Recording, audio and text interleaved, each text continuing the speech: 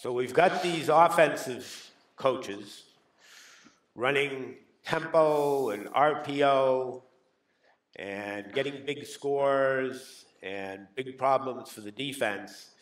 Is that a myth or is that the real deal? Is that really happening? Let's look at some statistics. I took 2007, 2016 GFL. The stats, this might not be exactly scientifically correct because you have different numbers of teams and numbers of games, but it's pretty close because in 2007, there were less teams, but they played the crossover game with the North, so the number of games in season in 2007 and 2016 is close to the same, maybe another game for a team that makes it all the way to the German Bowl or the Hab final changes that, but this is pretty close, pretty accurate. So let's see what we've got, what the statistics tell us, okay? GFL team season points allowed, under 300, 300 to 400, over 400. 2007, 7 teams under 300 points allowed for the season. 4 teams allowed 300 to 400 points. 1 team allowed over 400 points. 2016, look at the difference. 7 teams allowed over 400 points in 2016.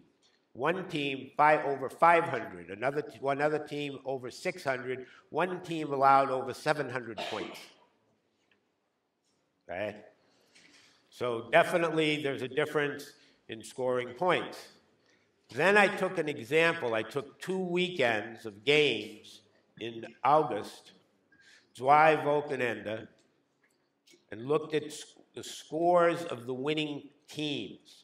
In 2007, on these 2 weekends, these were the winning scores.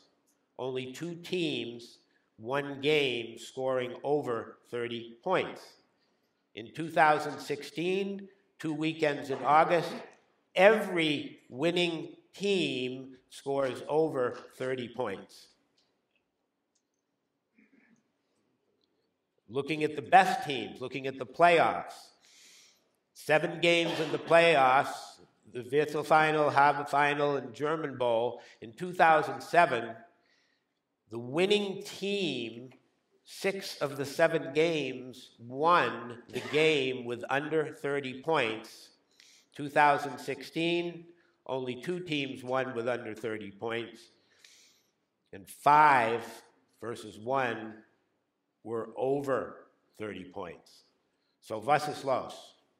Is it bad defense, bad defensive coaching, great offense, great offensive coaching?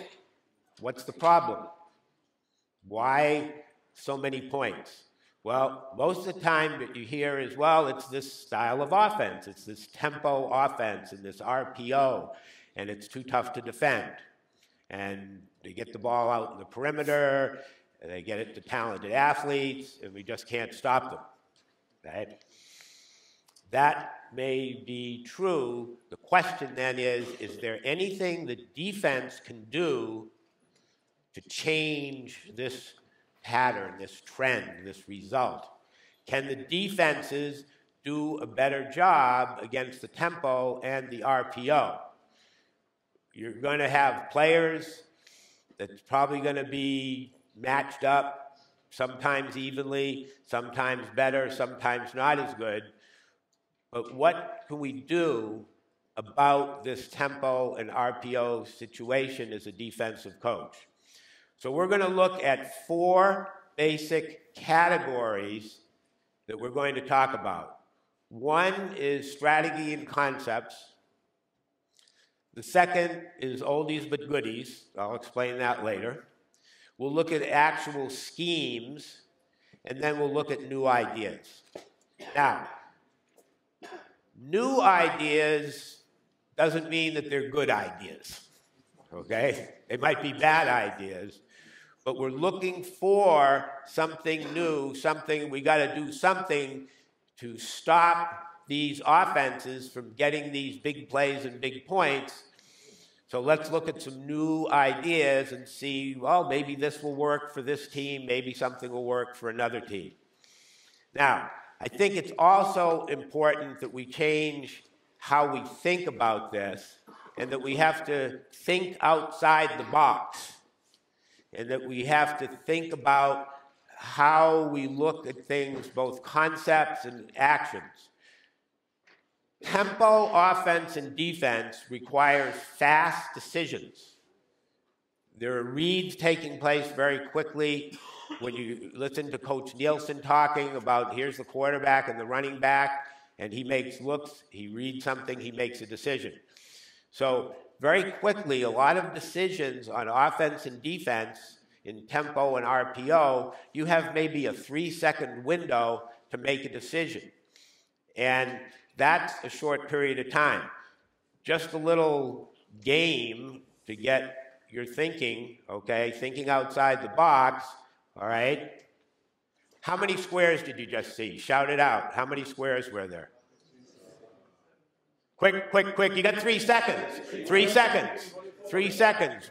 Who saw more than 16? Ah, Hugo, no. Who saw more than 17 or 18? How many? How many? Okay, count them up. How many? Dr. Wolfgang Hartung. Ah, not even you, the great scientist. How about 30? Tricycle. Because you have the obvious 16, you have the big one on the outside, you have the small one on the inside, but then you have 4x4s, that's a square, so there's 4 of them, okay? You have 3x3s, that's a square, all right? And you have these on the inside right here, so you've got 30, okay? Think outside the box. Okay, first topic that we're going to cover, strategy and concepts. 5 things we're going to talk about. Poker face, changes, which really means adjustments, substitutions and personnel groupings, time theft, and terminology. Poker face. First, what we're talking about is your look. Is it possible to have a look on defense that doesn't give any tells, any signs, any visuals to the offense so that they can make a change or make a decision? All right? I'm not sure that this is possible unless you have absolutely great players. So what we're talking about is that if your look and alignment could stay the same all the time, it would reduce the value or benefit of your alignment to the offensive coordinator and to the quarterback, because he would see the same thing all the time. There's no reason to change a play. There's no reason to change anything you're doing in your game plan, because you're seeing the same vanilla, no-tell, pre-snap look, same lineup every time. And then after that, when the play starts, you get multiple actions from that look. I don't think that that is possible or realistic unless you just have great players that are better than the other team, and you can kick butt and not have to worry about what scheme, how you look, making any changes. You can just line up and play and beat the other guy. So I'm not sure how realistic that is. The next thing we'll talk about is changes in your alignment and assignment, making adjustments. And I think that it's important here, and we're saying that you're in this defense, something happens with the offense, and you change your defense to something else. We've all been around that kind of adjustment. But the point I want to make here is that there's a big difference when you make a change, whether or not you're changing your alignment or you're changing your assignment. So if you change a player's alignment, you have a player that has the flat, he might line up out in a normal strong safety position, or he might line up in a safety position and come up, or he might line up in tight and go out. You can change an alignment, but you change an assignment, you can get in trouble. And I think that that's a big problem with the tempo offense situation right now, is that we're making adjustments and changes on defense where we're changing the assignment of the player, not just the alignment. So that you're taking a player that may have had a flat zone, and now something happens and he has deep 1/3. I think that's very dangerous. I think that's how you get big plays against you. You get a guy who thinks he's got the flat, he's a corner, he thinks he has the flat, then there's a motion, and now he's going to have 1/3. Or you have a safety who is going to come up to the flat, and there's a motion or there's a change, or the offense comes up and they give you that tempo stuff where they look you over, and instead of snapping the ball, they all stop and they turn and they face the sideline to look at the offensive coordinator, get a new play, and you think you have to change because they are going to change something, and they're going to change to something to take advantage of the way you look. So now you want to change what you're doing defensively, and you go and make a change, and now you're going to tell this corner, instead of playing the flat, he has deep 1/3. If you do that, and then even more dangerous, if you go from zone to man or man to zone, if you change a defense and your entire defense changes between zone and man or man to zone, because you've got to get it right every time and not miss a call. If your corner's over there and he's thinking that he's man-to-man and he's way over on the other side of the field from where your defense is, and you're calling out a change, or you're holding up a card, or you're giving a code word, if one player out of your 11 players doesn't get that call, big play. So I think it's important that you look at what you do. Change assignments is really dangerous. Changing alignments is okay, keeping the assignments the same. Make sure that any mistakes that take place are not for big plays and touchdowns, but only for short gains and first downs. So be careful in this tempo offense life that we're living on defense, not to change assignments if you can avoid doing that, if you can protect yourself from doing that, okay? And just to look at that as an example, and I don't know how many of you were at the zone blitz thing yesterday, but just to explain the graphics a little bit, the graphic person who did this for me, we've got all the offensive positions on here, 15 offensive players, just so we can get every structure. You're smart enough to be able to look at it and say, if I say, okay, if this were trips, that we're getting rid of the 2 blue guys, this red guy, and one of these green guys, you can do that in your mind as you look at it, all right? But that's the graphics of the offense, that we just have all the positions covered. And then the defensive position letters are really what we did in the stack 3-3 with myself and Kevin Herron when he was defensive coordinator of the Cowboys back in 2007, 8, and 9, and we developed our own version of the stack 3-3. But the K is simply a strong safety position.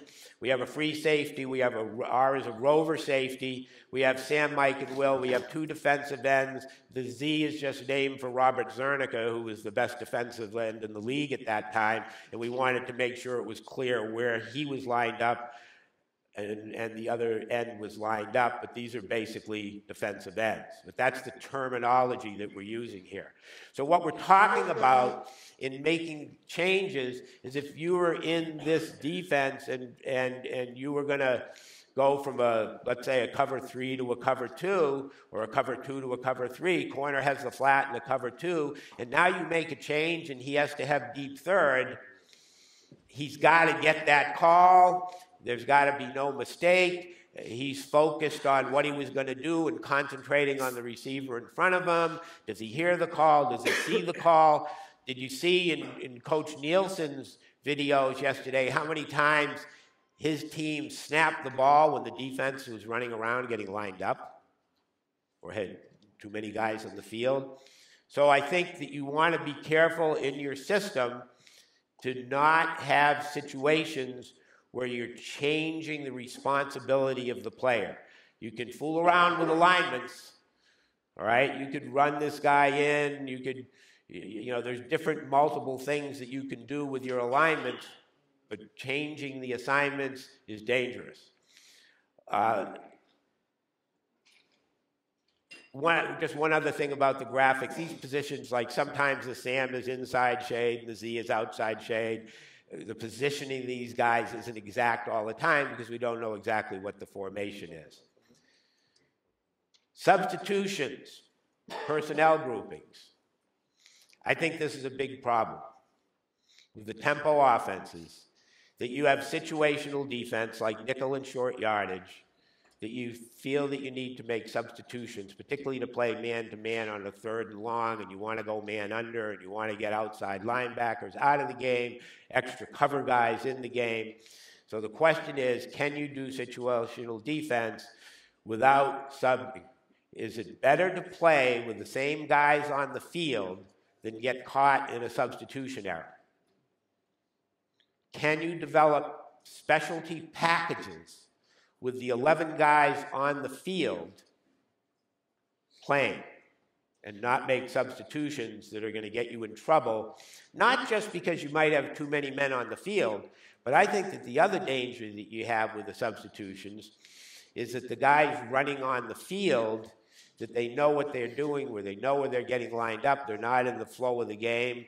If you've got tempo and you're trying to substitute for 3rd and long, all right, tough short yardage situations, don't know whether it's possible because it depends on your personnel.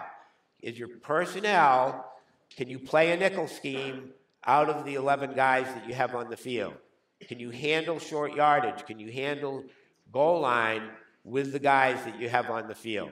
That's a challenge, but if you can do it, that might be better. Give you an example, and again, just using as a reference point, the stack 3-3, and now going to a nickel scheme from that without making a substitution, and it would be, and this is a nickel scheme that would favor zone blitz, not man-to-man, but it would create some changes and create some thinking for the offense, all right? We call this gator, all right?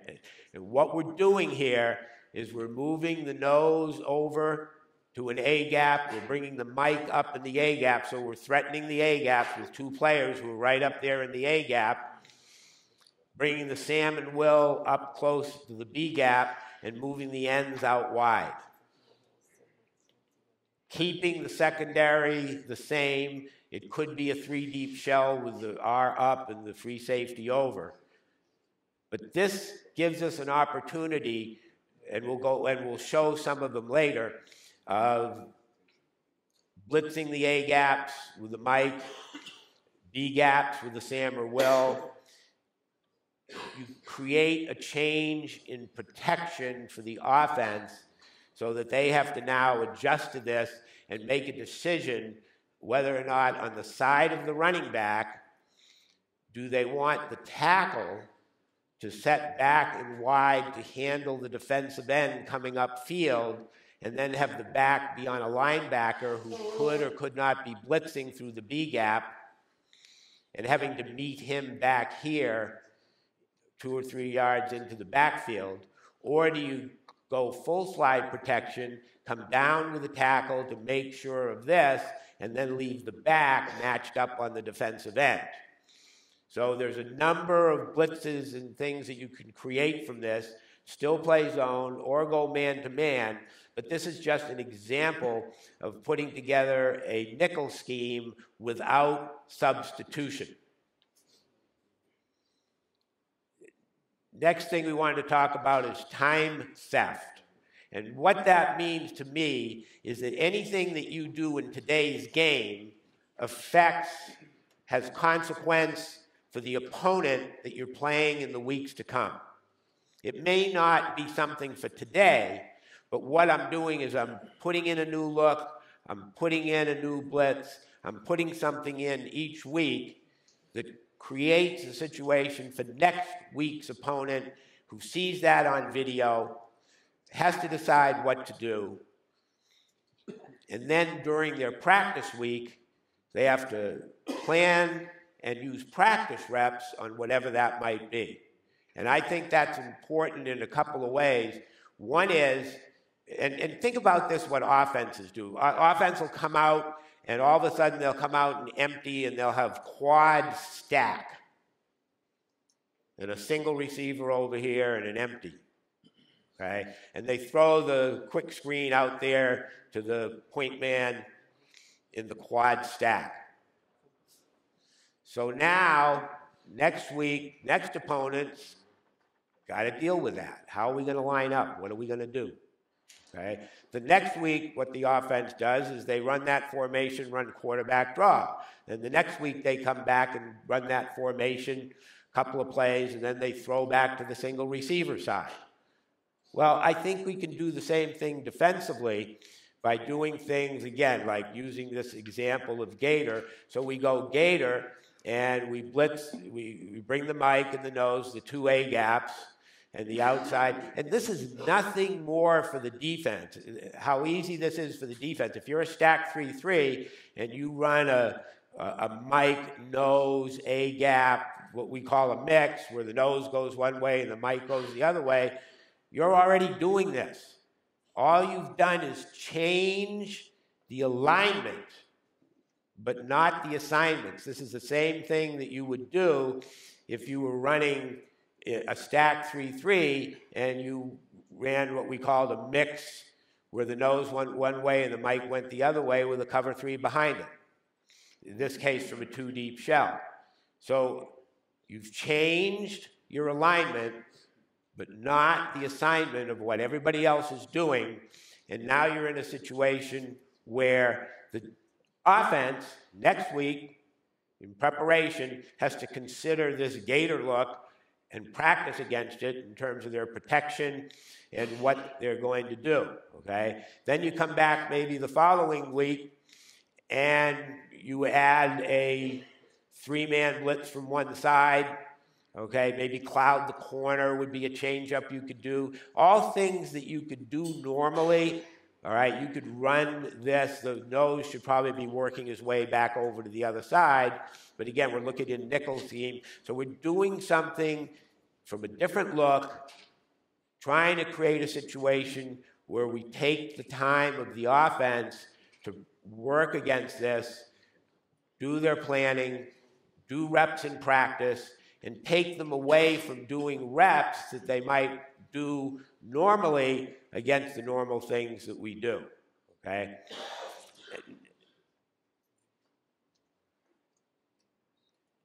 Next, I want to talk about terminology, and I think this is a must-do. This is something that you have to do, right? We must get our terminology organized on defense, and I think a lot of teams are already doing this. We have to have one-word calls. We have to really do a good job of organizing our defense into categories that make sense. And then we have to have a one-word call that tells everybody what to do. You don't have time out there anymore on defense. You're not getting in a huddle saying 43 over pinch, cover 2. That's not happening anymore. You're out there without a huddle. Something's being called in from the sideline. You've got to give it one word, and if you say whatever that word is, pirate whip, whatever that word is, that word has to mean the same thing to all 11 guys. So I think you really need to spend time sitting down and looking at your terminology and looking at things and making sure they make sense, that there's some logic and some order and structure to how you're doing your terminology. Let me give you an example. And again, I'm just using the stack 3-3 concept, but it could be any front, any kind of scheme, okay? We have something called a white call, vice call. On a white call, we have 10 guys that do the same thing. And we have one guy, the will, that's going to do something different. So we're going to play this cover 3. The nose is going to go to the field. The end's here, all right? Everybody is doing the same thing. 10 players are doing the same thing on a white call. And now the will has different things that he can do, all right? He can blitz the A gap, which is a whale. He can go B gap, which was web, or he can come behind the tackle guard close to the line of scrimmage, which we call a whip. Now, when we make a white call, the other 10 guys don't need to know what Will is going to do. They're always doing the same thing. The only thing that would be nice would be if the Mike knew whether it was whale or web, because it affects his run fill to the A or B because he wants to go opposite the Mike, but that's an easy communication from the Will to the Mike. So we get a white call, we get 10 guys that know what they're doing, all right? Everything is in the W family, which is probably not the best letter to use over here because of the W, the pronunciation and all, but this is the way we did it. It's a whale, it's a web, it's a whip. Everything's with W. We're playing it with cover 3. We got 10 guys doing the same thing. We got the will doing something different. And what we would tell the will going into a game is we might give him some guidance. We're not just saying, okay, just go do whatever you want, but we might say, if the running back is lined up on this side of the quarterback, we want to run a whale, and if he's on this side, we want to run a whip, okay? So there might be rules that govern him in the game that we would give him for guidance, or we might, if depending on what kind of player he was, sometimes it would be better to just let him go and get a feel for it and do what he thinks he can do best. But the point of this is about the terminology, not whether or not this is a good defense or not a good defense, or you've got something better. It's just an example of having an organized, structured terminology where one word says the same thing to everybody. And I think that's absolutely essential in the tempo offense atmosphere that we're playing in, that's 100%er. You've got to do that. And you've got to think about how you name things and how you put them in categories so that it makes sense to the players, and it's just not something that's going to be a confusion or a problem on the field. But I think it's pretty easy. We use colors a lot. I like colors, okay? Tells everybody what to do.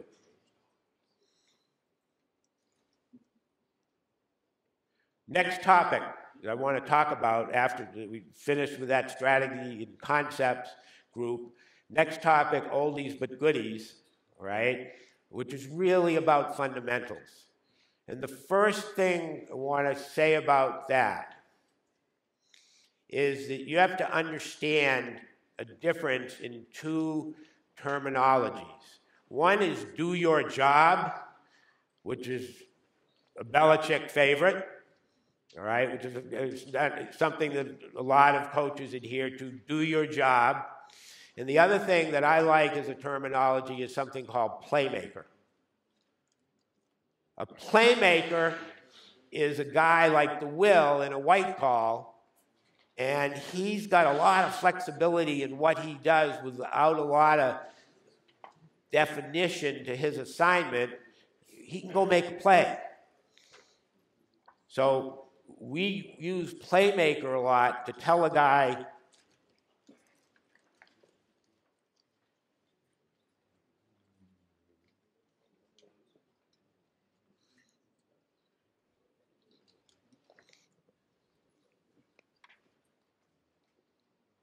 We use playmaker a lot to tell a guy, cut it loose, go get him, make a play. You have very little rules, go make something happen. But it's important when you're putting things out there to your players that you define to them whether or not they're the playmaker in that defense, particularly in a blitz, okay? So what we're talking about in some of these things, first of all, is do your job and know the difference between being a playmaker, and be very careful about your import players, maybe even more so not in GFL, but in 2 and 3 and 4 and lower leagues, where if you do have an import player, or even if you have a local American and he's playing in the 3rd league with you, and because he played high school football, he thinks he's a great player, okay? And maybe he is or maybe he isn't, but his mentality is that he's got to make every play, that everything's on him and he's the star. So I think you've got to make sure that your import players understand that they fall into the do your job category. But the biggest one that bothers me, and I think a big thing where we get in trouble, regardless of the type of offense we're dealing with, is containing the quarterback. Defensive ends or outside rushers that have to contain the quarterback. How many big plays did you get against you last season because a quarterback busted out of the contain, ran toward the edge, threw the ball down the field if he didn't scramble himself, right? Containing the quarterback, making sure that your defensive end. How many of you saw the big play that Aaron Rodgers made on the long yardage situation in the playoff game, which is called a dash play, where he came back, he set, and then intentionally rolled to the outside, and then threw the ball downfield and had that 30-yard plus gain, all right? Did you see what the defensive end did?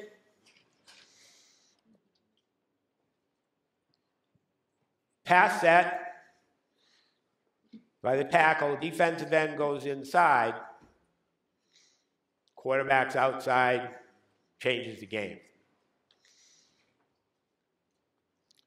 So I just think that we've got to make sure that we do good with that, okay? Then another point is making sure that you don't try and have deep zone defenders be force players on outside runs or bubble screens and all. A deep third player cannot be responsible for the outside run or pass, right? The other thing is making sure that if you're going to have mistakes, make sure they're in the short zones and not the deep zones, okay? And then basic, no matter what we do, what we think up, what our strategy is, what our ideas are, you still have to get off blocks, run to the ball, and tackle well. It's still basic football no matter what, okay? Next thing I want to talk about is scheme, all right? My preference is for 3 down linemen versus 4 down linemen, because there's more flexibility in coverage. You can get to a 4-man front from a 3-man front, from 3, but you can't do the opposite. I can take a linebacker, drop him down, create a 4-man front, but I can't take a 4th defensive lineman and make him into a linebacker, all right? And then the other thing with that is that it's easier to recruit to get less defensive linemen. They're just harder to find linemen, all right? Next point. My preference for scheme, I like cover 3, no big play. I don't like quarters. I don't like the fact that you've got a corner out there who does not know what help he may or may not get from the safety and ends up in 0 because an inside receiver occupies the safety, and now he's running all along. I grew up under Coach Paterno where we had never any decisions to make about who had the deep zones. No ifs in the deep zones, no indecision, no reading. It was fixed. You knew that you had a deep third, and that was it, okay? And I just hate the sight of seeing defensive backs chasing receivers down the field with their arms up in the air, not able to make a play, getting an interference call, instead of being back with a cushion in a deep third and coming forward to make a play on any kind of deep throw, All right? The other thing about cover 3 or being secure in the deep zones is it moves the offense away from thinking big play long passes and gets their thinking towards shorter games, which helps, because now you hear offenses, well, we're going to take 3 or 4 shots down the field. That's part of their game plan. It's not going to be as much a part of their game plan if you just say, hey, we're going to be solid back here, you're not going to be able to throw long passes. Okay, let's move on to some new ideas and concepts. Okay. Pluto, this is the planet, not the Disney character. All right. Blink, new terminology. Targeting is not about the rule about head-to-head spearing. I'm not talking about that. This should probably be a different word because it gets associated with that penalty. It means more about a goal, about hitting somebody or doing something. VDM is about visuals, visual disruption and manipulation. It's something, what we call cone of vision theory, what we call bounce, clog, falcon.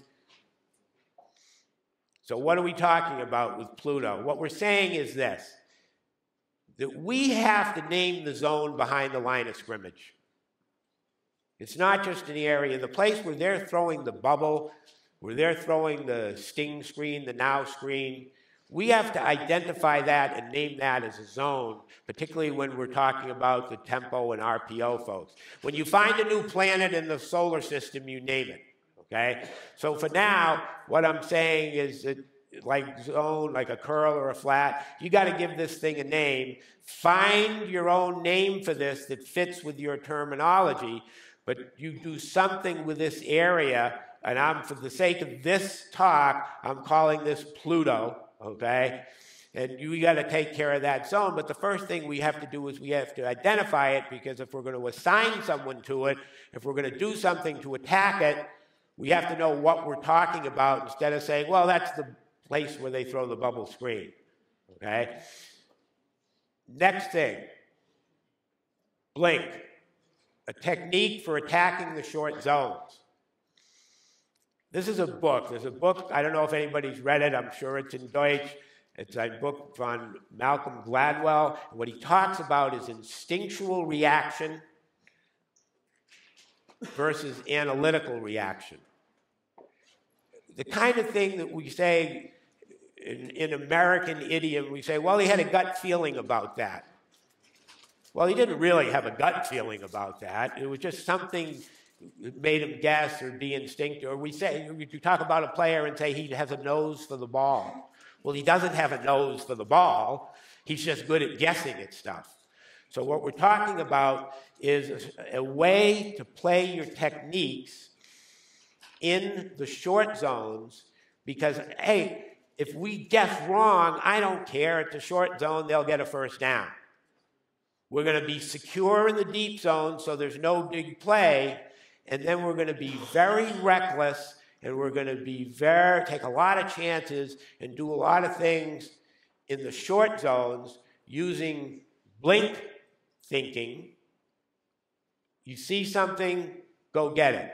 The difference is I'm a player in a short zone. I've dropped to my zone, or I'm sitting in my zone. I'm looking at the quarterback. I'm looking at the receivers. I'm reading all these things. I'm waiting to see what happens. I'm going to react to the ball. By the time the quarterback throws it and I react, it's too late to make a play. What I want you to do in the short zone is I want you to go with your first gut feeling, your first thinking. All right? If you feel like it might be a slant, or you feel like it might be a hitch in an RPO, go get it and make a play. Don't wait and see and wait for the ball to be thrown. Go get it and make a play. Because if you do, and you make a play going in the opposite direction, that's going to be a touchdown. And keep in mind that the quarterback has this very short frame of making a decision. All right, he's decided he's not going to hand it off. He's going to throw it out there on an RPO. That's going to happen very quickly. if you break right now, as soon as you think something is happening, you have a chance to make a big play. You guess wrong, they complete the pass. You got 3 deep behind you. We make a tackle. They gain 12 yards at the first down. Keep playing. I can live with that. All right? But the offense isn't going to be very comfortable if you pick one and go the other way and get a pick six. So that's what we're talking about with blink as a technique to use in the short zone. Now, we talked about targeting. What I mean is attacking a player or attacking something that you design and say, okay, we're going to go after this. Something that we're not taking advantage of on defense that I think we can do if we concentrate on it, the center, the long snap guy, right? He's got to take that ball and he's got to get it back there. So why don't we take a nose lined up on the center, and you know what, when we get on the goal line, sometimes when we run what's called a submarine technique, a goal line technique, why not line up with your helmet as close to the center's arm as possible, and when that ball moves, blow him up. Knock him back. Submarine the center. Every play, or most plays. Because I think that we're not taking advantage of the fact we're sitting there with noses. First of all, if you're playing a 4-man line, you're probably not on the center. But in a 3-man line on the center, take advantage of the fact that everybody's in a shotgun, and they've got to do this with their arm. If you were boxing, and the guy you were boxing against had to bring his arm back here every time, big advantage. So target the long snapper and blow him back, because that will really affect the zone blocking patterns, okay? So that's one of the things we mean by targeting. And the other thing against RPO is make a decision about who you want to have the football. Do you want it to be the running back, the quarterback? You want it to be quarterback on a read option? You want it to be the throw out to the perimeter? And then punish that player. We're going to let you give the ball. We're going to give you a read. We want the running back with the football. And then we're going to tackle him for 4 quarters. We want the ball thrown out there. All right, the big one is, I think, in the over here, most teams have one quarterback. They don't have depth at quarterback. The way you see in colleges where, okay, they got their 3rd or 4th quarterback playing for them now because they've had injuries. If you designate, if you organize what you're doing defensively so that the quarterback's going to keep the football, and then punish the quarterback by tackling him over 4 quarters, that's going to affect his decision-making, his physical ability, and everything that he does in that game, and really makes a difference over a season where you play him twice. Make the quarterback, you got these import quarterbacks, make them earn their money. Right? And they may be great players, but I think that if you set up your defense so you're attacking the quarterbacks, that can be a big deal. So this is what we mean by the targeting, is picking on a player where you think you have an advantage, and then take advantage of that with a different kind of thinking than what you've done before. Okay? VDM, visual disruption and manipulation, cone of vision theory. Expand and increase the quarterback, wide receiver view of the field and defensive players. Give them something more or different to look at. Okay? Now, one way to do that is by, and this word bounce isn't the best word for it, but what we're saying is we do things where we bring a linebacker up and then bring him back, we sugar, we have ways of faking things. But I think we should do it a little bit differently against the RPO teams because there's so much decision-making that's done by the quarterback. If we're in a white call and we're bringing the will, and he has flexibility on whether he runs a whale, a web, or a whip, and it could be the Sam on the other side running a shark, a stab, or a spike, which are the opposite on the Sam side. But what we're talking about doing is having that guy trying to establish and get a feel for what is there a tell in the snap procedure and the shotgun snap? Is there something we can go on? And then having that guy time it, all right, and saying, okay, he can go A, B, or whip. So what I'm going to do is I'm going to bring him under control so he doesn't go offside. If the ball's snapped and he times it right, he might penetrate. If not, he backs out and then hits it again to the B gap. If not, he drops out, he comes over here, runs a whip. Or you go the opposite way. He starts with the whip, and then he comes in and he goes from web to whale. The reason to do it is to give the quarterback something else to look at and think about. The quarterback mainly is thinking about where's the apex defender, where's the strong safety. He's looking at perimeter stuff. He's counting the box, but then looking at perimeter stuff. All right? And I think that if he's got to be concerned with what's happening in here, that gives him one more thing that he's got to think about, one more thing in his vision. So you do something like this with a white call where all 10 guys are doing the same thing, and you just tell the will to bounce in and out of his blitzes so that he's trying to time it and get some kind of gap penetration, okay? Next, clog.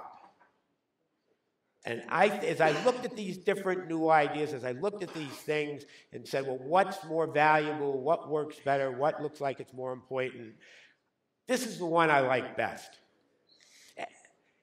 What we're talking about is clog the A and B gap and spill the inside zone run outside to the C gap. Eliminate a conflict player who might be the B gap linebacker who also has second alley, all right? And with a three-man defensive line, what we're looking at is we want to end up doing this, where that back has to spill to the outside on the inside zone. No seams in here. And I think there are 4 ways you can do that with a three-man defensive line. 4-eye alignment would be one way, okay? A pinch by the defensive ends would be a second way to do it. A third way to do it would be a bear, maybe even tighter than this, outside shoulder than the guards. If you talk to offensive coaches about inside zone, they don't want to run it when 3 inside guys are covered. Now, check the power, run outside, do other things, but that's a big problem for the inside zone. And then the fourth one that I think is really interesting would be to tilt the defensive ends opposite the tackles and bring them down hard and tight to the inside, which in a zone blocking scheme, you might beat the backside cutoff if the zone was coming this way, and you get backside cutoff over here, and he comes down to the inside, then you might beat this and penetrate if the guard's stepping away. But you get some time theft out of this, you get some VDM out of this, and this would be interesting because it's something new that the offense has got to look at, and they've got to plan, and they've got to do reps about it, okay? Now, the linebackers in this, we would just be talking about the Sam and Will sitting over C-gap, ready to come up if the running back gets the ball and it spills outside, okay? Or the quarterback keeps and doesn't give it. He's in a position just sitting over the C, okay, to get a look at that. And then the mic on a hard scrape to the inside. So what that would look like here, particularly if you target the center and do this, and then the mic sees where the ball's going. He waits through the decision-making of the quarterback, and he's coming down this way, and the Will and the Sam are just sitting outside in the C gap in case the quarterback keeps the ball, but looking for the running back to spill outside, and now you're here, and now you're here. So I think that clogging the inside against the inside zone run is a big thing, because now it may get the quarterback to saying, okay, I'm going to throw it outside, okay? Last thing I want to just get into quickly is what we call a Falcon defense, or a cover 5, which is designed specifically for RPO, all right? And it's a very different alignment. I got this from Virginia Tech did this over the years. And what they did, and it was really more from a 4-2 front, is they moved the K and the R outside of the wide receiver, the corners back into the inside, and invert the free safety right here. This, I think, is a really interesting thing to do against RPO, because what you're doing is you're putting the KR position in a position to attack Pluto from the outside in, which is a totally different look for the quarterback and receiver. You're putting the free safety in a blink situation where any kind of stick, slant, that he just makes an instant decision, tries to steal it almost like a robber up in here, okay? You can easily get back to cover 3 from it, all right? You've got some keys that you need to do with the free safety, whether it's doubles or trips. You can clog with this and keep the Sam and the Will. Because they have C gap and not B gap, they're in a good position if the ball is not handed off to get in front of some kind of stick to number 2 or number 3 over here if it's trips. I think you have a lot of possibilities out of this alignment, that it just gives you some things. You give a different VDM to the wide receiver and quarterback. You can target the wide receiver. I'm the K, I'm lined up out here. I've got a receiver right here. Peter, step up here real quick, okay? Peter was a great safety for the Platling Blackhawks. You would never know it by looking at him now, all right? But here he is. He's playing wide receiver, all right? And the ball's in here. How's he knowing when the ball snapped? He's got to go based on when the ball snaps. So he's got to look in at the quarterback. He has a cone of vision like this, normally corner, strong safety. Now, I line up outside of him here, okay?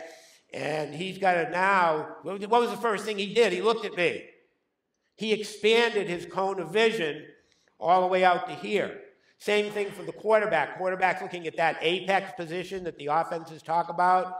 All right, it's in here. Now the quarterback's going to be concerned with this out here. All right, ball snapped, and he comes off the ball. Look, and he comes off the ball for, let's say, some kind of stick or something downfield this way. I have the possibility of targeting him as he comes off the ball. All right, and just trying to slam him and hold him up. Thank you, sir.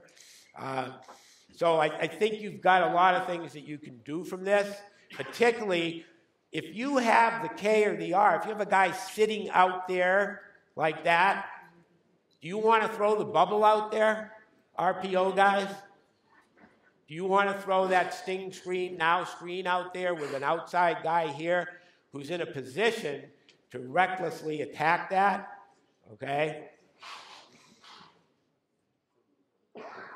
He's here. You're going to throw the bubble into him from the outside in. You got to hold the block longer if you're going to turn and block him. All right? So I think this has some possibilities. Something else that we did to think about in combination with this is we have our silver package, which is all S's. 7 Sun is the coverage. It's a SAM package where the SAM, he could be shark, he could be stab, he could be spike, or he could be something else that we want. All right, and when we do that, the K goes to the flat, free safety comes up, we come back here in the middle third, and the Will goes out there, and now the Sam is our playmaker.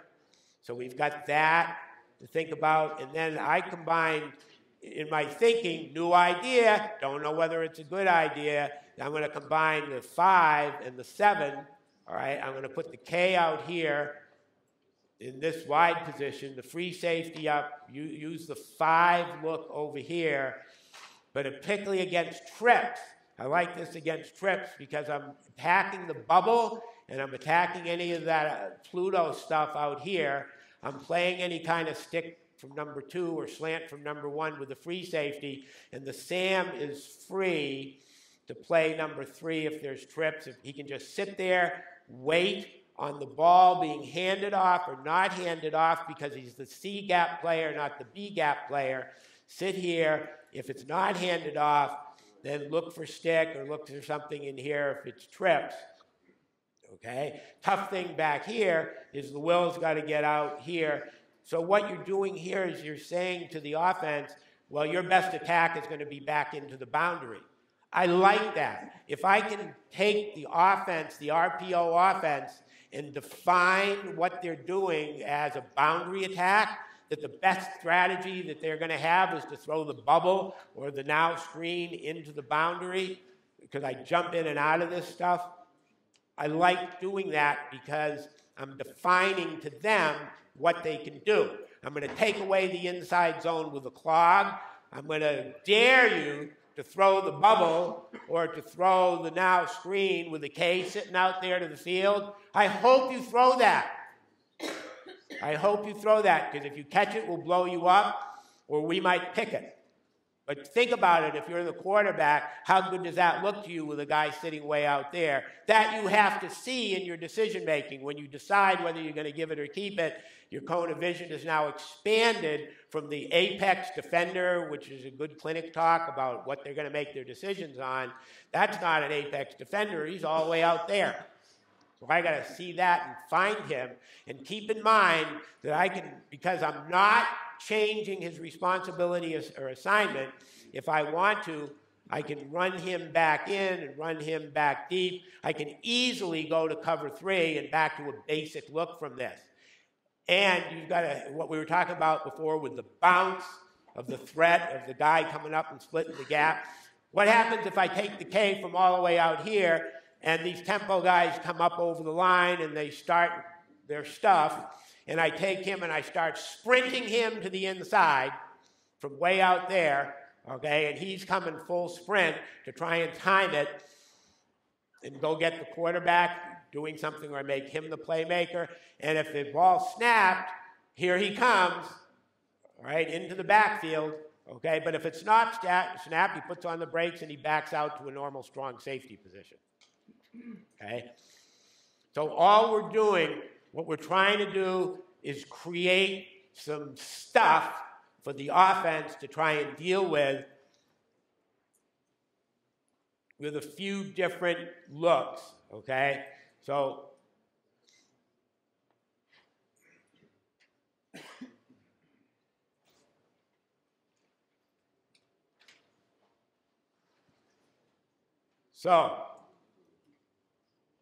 define and name the new zone, the new planet, all right? Get your playmakers making instinctive plays, reacting right now instead of waiting for all this stuff to develop, okay? Get after some vulnerable people like the long snapper, all right? Or some people that you can get in position to bang them around, all right? Change the cone of vision of the quarterback, the receivers, the offensive coordinator, right? Make them work harder in making their decisions. Make them take time planning and running reps against you, all right? Think about whether or not you've got things that'll clog the inside and change the inside zone to an outside play. Make it spill outside, because that inside zone, you see the running back and he scoots up into the A or B and it's 5 or 6 yard gain. Okay? Take that away. Make the running back spill to the outside when he's running east-west. You've got a C-gap linebacker. You've got some sort of strong safety, fill, free safety, somebody coming up from there. All right? You've got people on the outside and your pursuit. Okay? I think that could be very valuable. All right? And then think about a scheme like the Falcon or the Cover 5 where you could take the K&R, put them outside, and change the game, change the look on all the stuff that's going to take place on Pluto, okay? After lunch, we're going to be in a Q&A session, all right? Defensive people, try and keep the offensive people out of there because they'll say, what about this, and what if I do that, and all that crap, all right?